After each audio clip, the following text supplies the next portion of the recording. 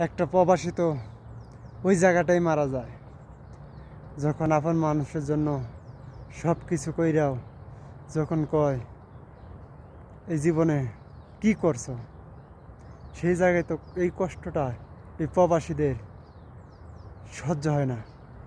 যখন ফ্যামিলি আত্মীয় স্বজন ছাড়া এই মরুভূমির ভিতরে একা একা যখন পইরা থাকে, তার কতটুকু কষ্ট লাগে যা এই মরুভূমির ভিতরে আছে তাই ভালো করে জানে। যে এই প্রবাসে মাটিতে যাই একটাবার আইছে তাই ভালো করেই জানে এই প্রবাস কী জিনিস, কতটুকু কষ্ট এই প্রবাসের মাটিতে।